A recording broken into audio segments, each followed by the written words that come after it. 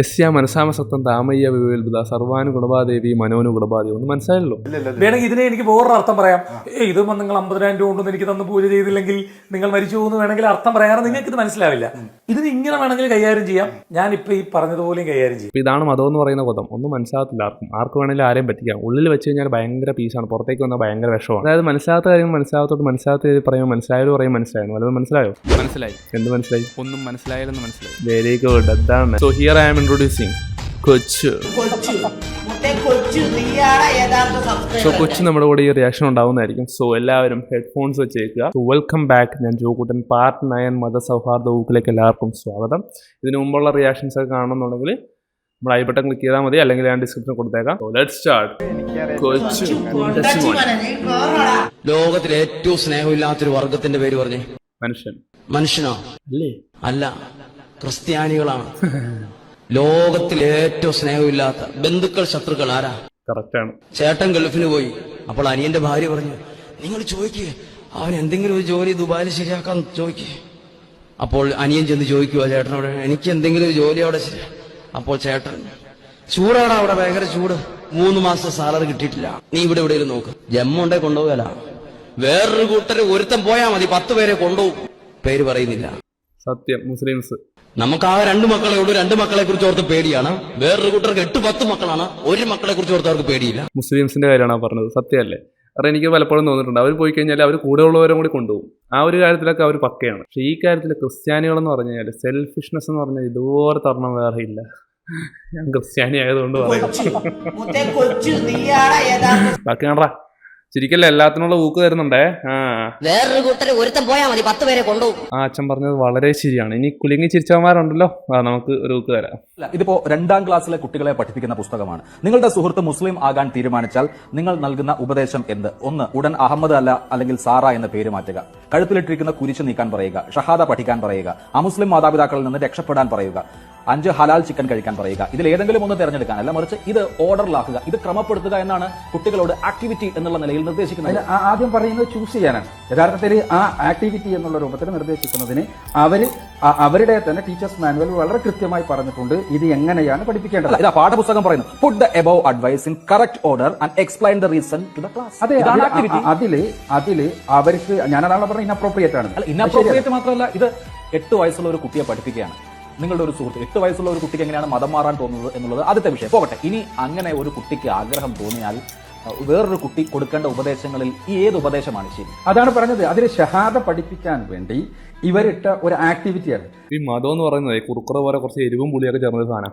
ആ ആക്ടിവിറ്റിയുടെ ലക്ഷ്യം ഇസ്ലാം സ്വീകരിക്കുമ്പോൾ ഇസ്ലാമിൽ 5 സ്തംഭങ്ങളാണ് ഇസ്ലാമിനുള്ളത്. 1ാമത്തെ സ്തംഭം ഷഹാദയാണ്, അഥവാ അള്ളാഹു അല്ലാതെ ആരാധ്യനില്ലെന്ന് ഞാൻ സാക്ഷ്യം വഹിക്കുന്നു, മുഹമ്മദ് നബി അള്ളാഹുവിന്റെ പ്രവാചകനാണ് എന്നും ഞാൻ സാക്ഷ്യം വഹിക്കുന്നു. ഇത്രയൊക്കെ പറഞ്ഞിട്ട് അയാളത് സമ്മതിക്കണല്ലോ. എന്തൊരു മൊണ്ണയാ കൊച്ചു. ഇത് പറയണമെന്നാണ്. ഈ 2ാം ക്ലാസ്സിൽ പഠിക്കേണ്ട കാര്യമാണോ? മദ്രസയിൽ ഞങ്ങൾ 1ാം ക്ലാസ് മുതലേ പഠിക്കുന്നതാണ്. മദ്രസയിൽ മതം മാറ്റമാണോ പഠിപ്പിക്കുന്നത്? അല്ല, ഒരു മതം മാറ്റം പഠിപ്പിക്കേണ്ടല്ലോ. മതം മാറ്റത്തെ കുറിച്ചാണ്. അല്ല, ഒരു കുട്ടി മതം മാറാൻ ആഗ്രഹിച്ചാൽ വേറൊരു കുട്ടി എന്ത് ഉപദേശം കൊടുക്കും എന്നുള്ളതാണ് ഇതിലെ. കൊച്ചുനെ ഞാൻ വീട്ടിലേക്ക് ഇടുന്നില്ല. വേറൊരു കൂട്ടർ കൂടി ഇത് കണ്ട് കിടന്ന് ചിരിക്കുന്നുണ്ട്. നിങ്ങൾക്കുള്ളത് തരാം. നമസ്കാരം, ഞാൻ ഡോക്ടർ രമണി, ആസ്ട്രോളജിസ്റ്റ്. മറ്റുള്ളവരെ ആകർഷിക്കാനുള്ള മന്ത്രമാണ് ഇത്. ഈ മന്ത്രം നമുക്ക് ഒരു നെയ്വിളക്കിന് മുന്നിലിരുന്ന് എല്ലാ ദിവസവും നിങ്ങളെയൊക്കെ ആരാ തള്ളേ ഡോക്ടർ ആക്കിയത്? 1008 ജപിക്കുന്നത് കൊണ്ട് നിങ്ങളുടെ എല്ലാ തരത്തിലുള്ള ആകർഷണവും വന്നു ചേരുന്നത്. ഡോക്ടറാണ് പോലും. ഇതെന്നതായത് മെഡിസിൻ ആണോ ഈ കാണുന്നത് മൊത്തം ഷെൽഫില്? നിങ്ങളുടെ എല്ലാ തരത്തിലുള്ള ആകർഷണവും വന്നു ചേരുന്നത്. കുറച്ച് മാഗ്നറ്റ് വെള്ളം ചേർക്കാണ്ട് വീഴുന്നു. ഓം ക്ലീം ഗാനാംബി ചേതൻസി ദേവി ഭഗവതി ഹീസ ബാലാദികൃഷ്യ മോഹേ മഹാമായ പ്രയച്ചതി. ലുട്ടാപ്പയുടെ മന്ത്രാന്ന് തോന്നുന്നു. ഓം ക്ലീം. മായാവിക്ക് ഇങ്ങനെയല്ല. ഓം ക്രീം കുട്ടി ചത്ത ഊമ്പിച്ച് ചോക്കുട്ട പതുക്കെ നോക്ക്. ഹലോ മാത്തുക്കുട്ടിച്ചാണല്ലേ? അതെ ഇന്ന് ബസ് സ്റ്റോപ്പിൽ നിന്നായിരുന്നു. ഇന്ന് നമ്മുടെ ആക്റ്റീവ് കൊണ്ട് തന്നില്ലായിരുന്നു നന്നാക്കാൻ വേണ്ടി. ഞാൻ പറഞ്ഞ എന്നാ വെച്ച് കഴിഞ്ഞാൽ ഞാൻ ആ വണ്ടി അയച്ചായിരുന്നു. അപ്പൊ ഇത് പെട്രോൾ ടാങ്കിനകത്തൊക്കെ പേപ്പർ കഷ്ണങ്ങളൊക്കെ കിടക്കുക. അപ്പൊ ടാങ്ക് ക്ലീൻ ചെയ്യാതെ നമുക്കത് ഉപയോഗിക്കാൻ പറ്റത്തില്ല. അപ്പൊ അതിനകത്ത് എങ്ങനെ ഈ പെട്രോൾ ടാങ്കിനകത്ത് പേപ്പർ ഒക്കെ വരുന്ന അതെങ്ങനെയാണെന്ന് എനിക്കറിയില്ല. സീറ്റ് തുറന്നവിടെയും വെച്ചിട്ട് ആരെങ്കിലും പെറുക്കിയിട്ടതാണോ അറിയില്ല. കുറെ പേപ്പർ കഷ്ണങ്ങളൊക്കെ ഉണ്ടായിരുന്നു. പെട്രോൾ ഇല്ലായിരുന്നു, ശകലം പോലും ഇല്ല. ഞാൻ വന്നു കഴിഞ്ഞപ്പോഴത്തേനും ആ പമ്പ് അടച്ചിരിക്കുക. പമ്പില് ഇല്ല, വണ്ടി വന്നില്ലെന്ന് പറഞ്ഞ് അടച്ചിരിക്കുക. അപ്പൊ ഞാന് ഒരു രക്ഷയില്ല, പോരാൻ മാർഗവുമില്ല. അപ്പൊ ഞാൻ എന്നാ ഇത്, ഞാന് ടാങ്ക് തുറന്ന് നമ്മുടെ ആ കൃപാസനം പത്രത്തിന്റെ അതുകൊണ്ട് ആ മരിയൻ ഉടമ്പടിയുടെ പ്രാർത്ഥനയുടെ ആ ഭാഗം ഞാൻ ചെറുതായിട്ട് കീറി ഞാൻ ടാങ്കിലിട്ടിട്ട് ഞാൻ നല്ലപോലെ പ്രാർത്ഥിച്ചു. എന്നെ അപ്പൊ ടാങ്കില് മോനെ ഈ പേപ്പർ ടാങ്കിലിട്ടോ? മോനെ എന്ന് പറഞ്ഞാൽ നമ്മള് മോന് ഈ കൃപാസനം പത്രം ഉണ്ടല്ലോ, മോൻ അറിയാലോ കൃപാസനം പത്രം ജെയിംസിനോടൊക്കെ ചോദിച്ചാൽ അറിയാം. അത് ഒത്തിരി പത്രം ടാങ്കിലിട്ടെന്ന് എന്തോ ഞാൻ കേട്ടില്ല, അതൊന്നും പറഞ്ഞേ. മോനെ കൃപാസനം പത്രമുണ്ട്, കൃപാസനം. ആ പത്രം ചെറുതായിട്ട് കീറിയിട്ട് ഞാൻ ഈ ടാങ്കിലിട്ട് പ്രാർത്ഥിച്ചു നല്ലപോലെ. അപ്പം അങ്ങനെ ഒത്തിരി വിളി കൊച്ചുവരെ വിളി.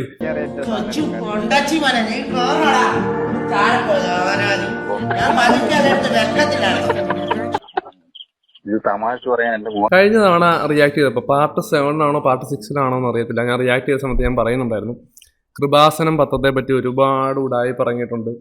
അത് തമാശക്കുള്ള കാര്യമല്ല. നമ്മള് ഈ പത്ര പേപ്പർ എന്തിനാ പെട്രോൾ ടാങ്കിനകത്ത് ഇട്ടത്? പക്ഷെ ആരും സമ്മതിച്ചു തരത്തില്ല. ഇവന്മാരെല്ലാം ഭയങ്കര വിശ്വാസത്തിൽ മുഴുകിയിരിക്കുന്ന കാരണം ഈ പത്രം ഭയങ്കര വിശ്വാസം ഇപ്പോഴും കഞ്ഞിക്കകത്തൊക്കെ ഇട്ടുകൊടുക്കും. അപ്പൊ അത് ഞാൻ റിയാക്ട് ചെയ്ത സമയത്ത് അന്ന് കുറേ ആളാണ് പറഞ്ഞത് ഇത് ഫേക്കാണ്, ഇത് ഓഡിയോ എഡിറ്റ് ചെയ്ത് വെച്ചേക്കണാണ്. പക്ഷെ അല്ല, ഇങ്ങനെ നടക്കുന്നുണ്ട് ഇപ്പോഴും.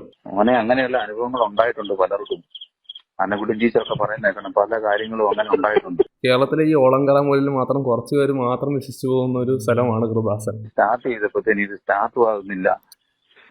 പത്ര പേപ്പർ ഇട്ട് കഴിഞ്ഞാൽ ഒരിക്കലും സ്റ്റാർട്ട് ആകത്തില്ല. പെട്രോൾ തീർന്നാൽ പെട്രോൾ തന്നെ ഒഴിക്കേണ്ടി. Hinduism, Islam, Christianity, Sikhism, Buddhism, Jainism എല്ലാം with smaller religious group and tribal religions. അല്ലെ, ഓരോ രാജ്യത്ത് പോയാൽ ഓരോ ദൈവങ്ങളെ നിങ്ങൾക്ക് കാണാം. ജപ്പാൻകാർക്കൊക്കെ വേറെ ദൈവമാണ്, ചൈനക്കാർക്ക് വേറെ ദൈവം, ഇന്ത്യക്കാർക്ക് വേറെ ദൈവം, അറബികൾക്ക് വേറെ ഇത്. ഓരോരുത്തർക്ക് ഓരോരോ ദൈവങ്ങളാണ്. വീട്ടിൽ നോമ്പെടുക്കാത്തവർക്ക് ഭക്ഷണം കൊടുക്കാമോ എന്നാണ് ചോദ്യം. നോമ്പെടുക്കാത്തവർക്ക് ഭക്ഷണം കൊടുക്കാൻ പാടില്ല. കൊച്ചു കമോൺ,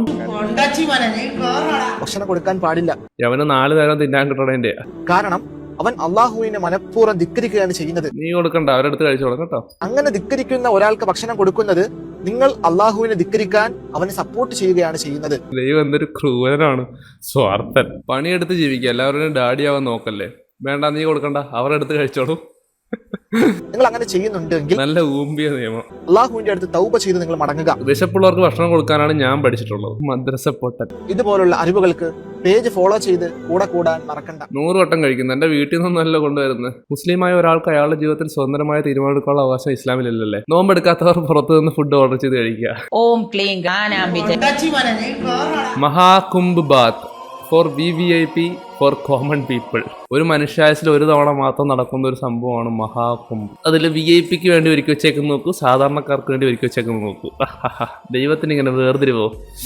ഈ ഒരു സംഭവം കഴിഞ്ഞോടെ ഇത്രത്തോളം പൊല്യൂട്ടഡ് ആയിട്ടുള്ള വേറെ നദിയില്ലെന്നേ പറയാൻ പറ്റുള്ളൂ. ആൾക്കാർ കാണിച്ചുകൊണ്ട് വിശ്വാസത്തിന്റെ പേരിൽ ഒരുത്തി കൊണ്ടുപോയി ഫോണിനകത്ത് വീഡിയോ കോൾ ചെയ്തിട്ട് വെള്ളത്തിൽ കൊണ്ടുപോയി മുക്കുന്നു. എന്താ ഒരു വിശ്വാസം, ഡിജിറ്റൽ ഇന്ത്യ തന്നെ. മഴ പെയ്തു ഗൈസ്.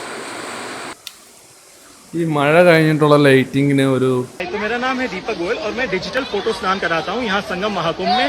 गार्विता ने बहुत मैं थैंकफुल हूँ कि हेल्प किया है। सो बेसिकली आपको क्या करना है, व्हाट्सएप से अपनी फोटो मुझे भेजनी है। मैं उसका एक्चुअली फिजिकल प्रिंट आउट लूंगा इस तरह से और यहाँ पे स्नान कराऊंगा। रोज आता हूँ, रोज कराता हूँ। तो इस तरह से आप डिजिटल कुंभ स्नान संगम पे कर सकते हैं। അതിനിടയ്ക്ക് വിട്ടുവെച്ചോടം എടാ മോനെ. और मेरा स्टार्टअप है, मुझे पैसे भेज सकते हैं। इसका शुल्क है मात्र 1100 रुपए। स्नान करा दूंगा। നിങ്ങളൊരു കാര്യം മനസ്സിലാക്കുക, പള്ളിയല്ല പണിയണം പള്ളിക്കൂടം 1000. നിങ്ങളൊരു പള്ളിക്കൂടം പണിത് കഴിഞ്ഞാൽ ചിലപ്പോൾ ഒരു 1000 പിള്ളേർ കട്ടിച്ച് വരും. പക്ഷെ നിങ്ങളൊരു പള്ളി പണിത് കഴിഞ്ഞാൽ കോടിക്കണക്കിന് ആൾക്കാരായിരിക്കും അവിടെ വരിക. ആനയും അമ്പലങ്ങളും തമ്മിലുള്ള വ്യത്യാസം ഉണ്ടത്. എന്തുകൊണ്ടാണ് നോർത്തിലൊക്കെ ഒരുപാട് അമ്പലങ്ങൾ പണിത് കൂട്ടുന്നത് നിങ്ങൾക്ക് മനസ്സിലായിട്ട്. ഈ ഫോട്ടോസും പ്ലാസ്റ്റിക്കും വേസ്റ്റും എല്ലാം കൂടി സ്നാനം ചെയ്ത് ആ നദി അങ്ങോട്ട് വൃത്തികേടാക്കി. ഈ നിന്റെ ഒരു ഫോട്ടോ എടുത്ത് വെച്ചോ, ആവശ്യം വരും കേട്ടോ. പ്രിയപ്പെട്ട ഭക്തജനങ്ങളെ, ചോറ്റാനിക്കര ദേവീ ക്ഷേത്രത്തിലെ തിരക്ക് കണക്കിലെടുത്തു QR കോഡ് വഴി പണം അടച്ച് രസീത് കൈപ്പറ്റാം. ഇന്ത്യൻ ബാങ്കിന്റെ സഹായത്തോടെ ഒരു കിയോസ്ക് യന്ത്രം ഹൈടെക്. ഈ പൈസ മൊത്തം പോകുന്നത് ദൈവത്തിന്റെ അക്കൗണ്ടിലേക്കാണെന്ന് പറയുമ്പോൾ ഒരു ആശ്വാസമുണ്ട്. ക്ഷേത്രത്തിന്റെ പടിഞ്ഞാറ് നടയിലുള്ള മെയിൻ വഴിപാട് കൗണ്ടറിന് സമീപത്തായിട്ട് ഒരുക്കിയിരിക്കുന്നു. ഇതില് ഇംഗ്ലീഷ്, തമിഴ്, മലയാളം അങ്ങനെ എല്ലാ അത്യാവശ്യം ഭാഷകളുടെ ബാക്കി ഭാഷക്കാരുകൊണ്ട് മാക്സിമം ഭാഷ കുത്തിക്കയറ്റും ഇഷ്ടം. നമുക്കൊന്ന് പ്രവർത്തനം നോക്കാം. നമുക്ക് ആദ്യം മലയാളം എടുക്കാം. വഴിപാടുണ്ട്, നമുക്ക് ഡൊണേഷൻ ഉണ്ട്. ഈ കാണിക്കുന്നു. നമുക്ക് വഴിപാടേക്ക് പോകാം. സംഖ്യയെ പറഞ്ഞ് മനസ്സിലാക്കണേക്കാളും നല്ലത് മങ്കിയെ പഠിപ്പിച്ച് ഡോക്ടറാക്കണം. ഇതിൽ പുഷ്പാഞ്ജലികൾ നമുക്ക് ഭാഗ്യസ്ഥ കൊടുക്കാം. നക്ഷത്രം QR കോഡ് വരുന്നു. ഇതിൽ മറ്റ് മേൽക്കാവിലേക്കും കീഴ്ക്കാവിലേക്കും മറ്റും ഇതിനേക്കാൾ കഷ്ടമാണ് മുഖ്യമന്ത്രിയുടെ ദുരിതാശ്വാസ ഫണ്ടെന്ന് പറയുന്ന സാധനം. കൊടുത്തവന്മാർക്കും അറിയാൻ പാടില്ല, കിട്ടിയവന്മാർക്കും അറിയാൻ പാടില്ല എത്രണ്ണം പോയെന്ന്. ഈ പൈസക്ക് എവിടെ പോകുന്നു, എന്തിനു പോകുന്നു എന്നൊന്നും ആരെങ്കിലും അന്വേഷിച്ചിട്ടുണ്ടോ? ഇല്ല. അതുകൊണ്ട് സ്വർഗത്തിൽ എന്തില്ല കക്കൂസ് എന്ന് പറയുന്ന സാധനം ഇല്ല. Very good. കക്കൂസ് വേണോ? വേണ്ട, ഒരെണ്ണം ഉണ്ട്. ഇനി എന്തിനാ കക്കൂസ്? ഉള്ളത് വിയർപ്പായിട്ടും നല്ല കസ്തൂരിയായിട്ടും ഒരു ഏമ്പക്കം അങ്ങോട്ട് വിടും. സുബ്ഹാനല്ലാഹ്. കസ്തൂരിയായിട്ട് പോയിട്ടുണ്ട്. കസ്തൂരി മണക്കുന്നല്ലോ കാറ്റേ നീ വരുമ്പോ കൊച്ചു. അപ്പം സ്വർഗം സുഹൃത്തുക്കളെ മനോഹരമാണ്, മനോജ്ഞമാണ് സ്വർഗം. ശരി, നീ നേരത്തെ പൊക്കോ, ഞങ്ങളില്ല, ഞങ്ങൾ ചത്ത് കഴിയുമ്പോൾ പൊക്കോളാം. ഈ മതം പറഞ്ഞ് കരയുന്ന കുറെ മണ്ടന്മാര്. ഞാൻ ഈ ചെയ്യുന്നത് പാർട്ട് 9 റിലീജിയസ് റിയാക്ഷൻ ആണ്. ഇതുവരെ ചെയ്തതെന്ന് എനിക്ക് മനസ്സിലായത്. നിങ്ങളൊന്ന് ആലോചിച്ച് നോക്കുക, ഈ ലോകത്ത് മതം എന്താണ്, കൊത എന്താണ്, ദൈവം എന്താണ് എന്നൊന്നും അറിയാത്ത ഒരുപാട് ആളുകൾ ജീവിക്കുന്നുണ്ട്. ഇവർക്ക് കർത്താവില്ല, രാമനില്ല, അള്ളാഹുവില്ല, ആരുമില്ല. ഇവരുടേതായ ഇഷ്ടത്തിൽ അങ്ങോട്ട് ജീവിക്കുകയാണ്. ഇവർക്കൊന്നുമില്ലാത്ത ബുദ്ധിമുട്ടുകളാണ് ഇവിടെ ഉള്ള മതഭ്രാന്തന്മാർക്കുള്ളത്. ഈ പറയുന്ന നീയും ഒരു മതഭ്രാന്തം തന്നെ അല്ലാന്ന് പറയാൻ പറ്റുമോ? കൊച്ച് ഇത് കാരണം നിങ്ങളും ചെറിയൊരു രീതിയിൽ മതഭ്രാന്തന്മാർ തന്നെയാണ്, അല്ലാന്ന് പറയാൻ പറ്റത്തില്ല. അല്ലേ? വയനാട് മേപ്പാടിയിൽ ഉരുൾപൊട്ടി, എല്ലാവർക്കും അറിയാലോ. ഞാൻ 15 ദിവസം രാവും പകലില്ലാണ്ട് അവിടെ പണിയെടുത്ത ഒരാളാണ്. നമ്മളെല്ലാവരും ദൈവത്തോട് പ്രാർത്ഥിച്ചു ഇല്ലേ? അതിന്റെ ഫലമായി ഒരുപാട് പേര് രക്ഷപ്പെട്ടില്ലേ? പക്ഷെ ആ രക്ഷാപ്രവർത്തനത്തിന് വന്ന ആൾക്കാർ ഇതുപോലെ വീടുകളിൽ പ്രാർത്ഥിച്ചിരിക്കുകയാണെങ്കിൽ എത്ര പേര് രക്ഷപ്പെടും? മരിക്കും, എല്ലാ എണ്ണം മരിക്കൂലേ? അപ്പൊ ഇപ്പം ഇവിടെ നേരത്തെ കുറെ പേരുണ്ട് ഇവിടെ. അപ്പൊ ദൈവവിശ്വസി പറഞ്ഞപ്പോ എല്ലാരും കൈയടിച്ചു, ഞാനും കേട്ടു. ഞാൻ ഇവരെ കൂടെ വന്നല്ല. അതിൽ ഏത് ദൈവമാണ് ഒറിജിനൽ ശരി എന്ന് പറഞ്ഞാൽ നിങ്ങൾ ഇപ്പൊ തമ്മിൽ തളിച്ചാവും. ഞാൻ കാണുന്നതാണ്. ഞാൻ ഒരു യാത്രികനാണ്. യുപിയിലോ എവിടെയോ പോയി കഴിഞ്ഞാൽ കാണുന്നതാണ് മതത്തിന്റെ പേരിൽ തമ്മിൽ തല്ലുന്നത്. ഉസ്താദിന്റെ മോൻ തന്നെ അത് പറഞ്ഞല്ലോ എന്ന് നോക്കുമ്പോൾ ഒരു സന്തോഷം. കാരണം വിവരമുള്ളവരും ഉണ്ട് ഇവിടെ. നിങ്ങൾ ഇപ്പൊ കൈയടിച്ചൊക്കെ തമ്മിൽ തല്ലും. ഞാൻ ഒരു ഉസ്താദിന്റെ മോൻ, എനിക്കറിയാം. നമ്മൾ വിചാരിക്കുന്ന പോലെ ആശ്വാസം കിട്ടുന്നതാണെങ്കിൽ അമ്പലത്തിലും പള്ളിയിലും പിന്നെയും പോകുന്ന എന്തിനാ? വെറുതെ ആലോചിച്ച് ആശുപത്രി പോയി ഇയാൾക്ക് ചികിത്സ അയാൾ ആശുപത്രി പിന്നെയും പോകും. മാറുന്നില്ല എന്നുള്ള ഒരു ആശ്വാസം അവർക്ക് കിട്ടിയിട്ടില്ല എന്നുള്ളതുകൊണ്ടാണല്ലോ എല്ലാ ദിവസവും രാവിലെ എണീറ്റ് പോകേണ്ടി വരും. അതെന്നാ വർത്താനാ പറഞ്ഞത്? താനൊരു തവണ കക്കൂസി പോയിട്ടുള്ള ജീവിതത്തിൽ. അത് പറഞ്ഞ് മറ്റുള്ളവർക്ക് മറുപടി പറയാനായിട്ട് ഞങ്ങൾക്ക് ഭയങ്കര വിശ്വാസമാണെന്ന് പറയുന്നു എന്നുള്ളതല്ലാതെ ഒരു വിശ്വാസിക്കും ശരിക്കും വിശ്വസിക്കാം. അതുകൊണ്ടാണ് അവർ നിരന്തരം പള്ളിയിലും അമ്പലത്തിലും പോയി മുട്ടുകുത്തിയും കമന്ന് കിടന്ന് ഈ കാര്യം വർക്ക് ചെയ്ത് കിട്ടുന്നില്ല എന്നുള്ള അവരുടെ അറിവ് കൊണ്ട് തന്നെ നമുക്ക് മനസ്സമാധാനം എപ്പോഴൊക്കെ കിട്ടുന്നോ അപ്പോഴൊക്കെ നമ്മൾ പോകണം. അതങ്ങനെ തന്നെയാണ്. ഇപ്പോൾ നിസ്കരിക്കുമ്പോൾ നിങ്ങൾക്ക് സമാധാനം കിട്ടുന്നുണ്ടെങ്കിൽ നിങ്ങളത് കണ്ടിന്യൂ ചെയ്യുക. നിങ്ങൾക്ക് പള്ളിയിൽ പോകുമ്പോൾ സമാധാനം കിട്ടും, നിങ്ങൾ പള്ളിയിൽ പോവുക. നിങ്ങൾ അമ്പലത്തിൽ പോകുമ്പോൾ സമാധാനം കിട്ടുമെങ്കിൽ അമ്പലത്തിൽ പോവുക. അല്ലാണ്ട് പ്രശ്നങ്ങൾ ഒരു തവണ വന്നു കഴിഞ്ഞാൽ പിന്നെ പ്രശ്നങ്ങൾ വരത്തില്ല എന്നുണ്ടോ? ഇല്ല, പ്രശ്നങ്ങൾ വന്നുകൊണ്ടേയിരിക്കും. അതുപോലെ തന്നെ സമാധാനത്തിനായിട്ട് നമ്മൾ ഇതുപോലൊക്കെ കാര്യങ്ങൾ ചെയ്യുമ്പോൾ സമാധാനം കിട്ടുന്നുണ്ടെങ്കിൽ നിങ്ങളത് ചെയ്യുക. ചില ആൾക്കാർ പറയുന്നത് കേട്ടില്ല, ഞാൻ രാവിലെ പള്ളിയിൽ പോകാറുണ്ട്, എനിക്ക് പള്ളിയിൽ പോകുമ്പോൾ ഭയങ്കര സമാധാനം. നല്ല കാര്യം, നിങ്ങൾക്ക് സമാധാനം കിട്ടുന്നുണ്ടെങ്കിൽ നിങ്ങൾ ചെയ്യുക. അല്ലാണ്ട് ആരെയും അടിച്ചേൽപ്പിക്കേണ്ട ആവശ്യമില്ല. സാധാരണ ഇയാൾ പറയുന്ന ചില കാര്യങ്ങളൊക്കെ എനിക്ക് പോയിന്റായിട്ട് തോന്നാറുണ്ട്. പക്ഷേ ഇതെന്ത് കുളത്തിലൊക്കെ വിളിച്ച് പോകുന്നത്? അല്ലെങ്കിൽ എല്ലാ ദിവസവും ഒരിക്കലും പോകണമെങ്കിൽ പറയും മൈക്ക് ഉപയോഗിക്കാൻ പാടില്ല എന്നൊക്കെ പറഞ്ഞ് അത് മാറ്റി അയാൾ കൂടാതെ സ്ഥിരമായിട്ട് മൈക്കിൽ ഉപയോഗിക്കുന്ന അനവധി വലിയ ആളുകളൊക്കെ അങ്ങനെ തന്നെ ഒരുപാട് ആളുകളുണ്ട്. ആരും എങ്ങോട്ടും കേൾക്കാൻ പോകുന്നില്ല ആ പ്രസംഗം. ഈ മൈക്ക് ഉപയോഗിച്ചാൽ എല്ലാവർക്കും കേൾക്കായിരുന്നു, അതിനുമാത്രം മൈക്കും സെറ്റൊക്കെ വെച്ചല്ലേ ഒക്കെ എടുത്ത് മാറ്റി. ഈ സംഭവം വന്നപ്പം പിറ്റേന്ന് KT മുഹമ്മദിന്റെ ഒരു പ്രസ്താവന പത്രത്തിൽ വന്നു, പ്രദീപ് എന്ന് പറഞ്ഞ പത്രത്തിൽ വന്നു. മൗലവി ഒരു തെറ്റ് ചെയ്തിട്ടാണ് മറ്റൊരു തെറ്റിനെ ചൂണ്ടിക്കാട്ടിയത്. എന്തുകൊണ്ട് ഒട്ടകപ്പുറത്ത് പോയില്ല കുന്നമംഗലത്ത്? മുഹമ്മദ് നബിയുടെ കാലത്ത് മൈക്കൊന്നും ഉണ്ടായിരുന്നില്ല എന്ന് പറഞ്ഞിട്ടാണ് മാറ്റിയത്. മുഹമ്മദ് നബിയുടെ കാലത്ത് കക്കോടം മുഹമ്മദിന്റെ ജീപ്പ് ഉണ്ടായിരുന്നു, അതിലല്ലേ പോയത്. ഒട്ടകപ്പുറത്ത് പോയിട്ട് ഇത് വേണ്ടാന്ന് പറയാനും തരക്കടില്ല. അപ്പം സൗകര്യമുള്ളത് ചെയ്യുകയും സൗകര്യമില്ലാത്തത് മാറ്റുകയും പാടില്ല. മനുഷ്യൻ ഓടിക്കൊണ്ടിരിക്കുന്ന ഒരു വണ്ടിയാണ്. മതം ഒരു സഡൻ ബ്രേക്ക് ആവരുത്, മറിച്ച് ഒരു സ്റ്റിയറിംഗ് ആയിരിക്കണം മനുഷ്യനെ നിയന്ത്രിക്കാന്നുള്ള പ്രസ്താവന. നല്ല അണ്ണാക്കിലടിച്ചു കൊടുത്തിട്ടുണ്ട്. അത് പറയുമ്പോൾ ഇവിടെ ചിലവർക്ക് ഗുരുപൊട്ടും. നിങ്ങളുടെ ഇഷ്ടത്തിനനുസരിച്ചല്ലേ നിങ്ങളുടെ മതത്തിന്റെ നിയമങ്ങൾ മാറ്റുന്നത്. നിങ്ങളിപ്പോൾ ജീവിക്കുന്ന രീതികളൊന്നും നിങ്ങളുടെ മതത്തിൻ്റെതായിട്ടുള്ള രീതിയിലല്ല. പക്ഷെ നിങ്ങൾ മതത്തെ പറ്റി പറഞ്ഞു കഴിഞ്ഞാൽ അപ്പോൾ നിങ്ങൾക്ക് ഗുരുപൊട്ടും. ഒരു പെൺകുട്ടി കഴിഞ്ഞ ദിവസം ഒരു മുസ്ലിം പെൺകുട്ടി എൻ്റെ വീഡിയോയുടെ കമന്റ് ബോക്സ് എന്ന് വെച്ചാൽ ഭയങ്കര തെറിയായിരുന്നു. ഞങ്ങൾ ഭയങ്കര പീസ്ഫുള്ളാണ് എന്ന് പറഞ്ഞിട്ട് കമന്റ് ബോക്സ് എന്ന് വെച്ചാൽ എന്നെ തെറി വിളിക്കും. ഞാൻ കാരണം എന്താ നിങ്ങളുടെ മതം ഇല്ലാണ്ടാവുക? അത്രയ്ക്കുള്ള മതം. ആരെങ്കിലുമൊക്കെ സത്യം വിളിച്ച് പറയുമ്പോഴേക്കും ഉടനെ കമന്റ് ബോക്സിൽ പോയി തെറി വിളിക്കുക. ഇതാണോ നിങ്ങളുടെ പീസ്ഫുള്ളായ മതം നിങ്ങളെ പഠിപ്പിക്കുന്നത്? ഹിന്ദു മതമായാലും ക്രിസ്ത്യൻ മതമായാലും മുസ്ലിം മതമായാലും ഇതൊക്കെ വന്നേക്കും കമന്റ് ബോക്സ് കിടന്ന് കരയാം. നമുക്കറിയാം പുരുഷന്മാർക്ക് ഒന്നിലധികം ഇണകൾ ഉണ്ടാകും സ്വർഗ്ഗലോകത്ത്. പക്ഷേ സ്ത്രീകൾക്ക് അള്ളാഹു നിശ്ചയിച്ച പ്രകൃതം എന്ന് പറഞ്ഞാൽ ഒരു സമയത്ത് ഒരു ഇണ എന്നുള്ളതാണ്. ദുനിയാവിലും അങ്ങനെ തന്നെ.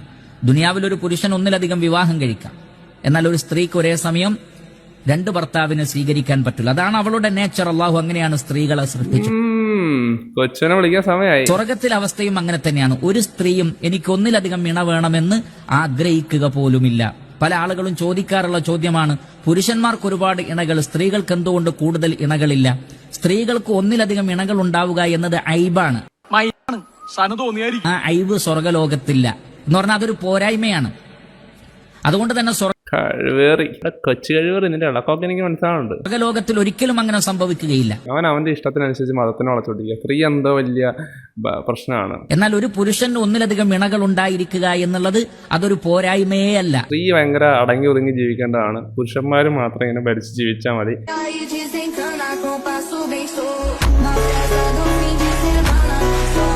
ബോധവും വിവരമുള്ള പേരൻസ് മക്കളെ ഇതുപോലെ മാർഷൽ ആർട്സ് ഒക്കെ പഠിപ്പിക്കും. അല്ലാത്ത മണ്ണോട് ഇതുപോലെ വളർന്ന് ഇങ്ങനെ കരഞ്ഞുകൊണ്ടിരിക്കും. അതൊരു പോരായ്മയേ അല്ല. എന്നിട്ട് അവസാനം എന്തെങ്കിലും പറ്റിക്കാൻ അയ്യോ എന്റെ കൊച്ചിനെ തട്ടിക്കൊണ്ട് പോയി. എന്നിട്ട് എവിടെ നിങ്ങളുടെ ദൈവം എവിടെ? രക്ഷിക്കാൻ വന്നില്ലേ? അത് പുരുഷത്വത്തിന്റെ പോരായ്മയേ അല്ല. അതുകൊണ്ട് തന്നെ സ്വർഗലോകം അതിന്റെ ഒരു മനുഷ്യ പ്രകൃതത്തിന്റെ സമ്പൂർണത നിലനിൽക്കുന്നു.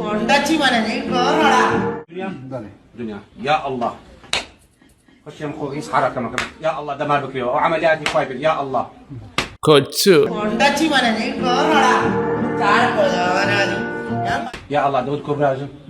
وننزل من القرآن ما هو شفاء ورحمة للمؤمنين. ഇതൊക്കെ എവിടുത്തെ ആചാരാണ് ഇത്? ولا يزيد الظالمين.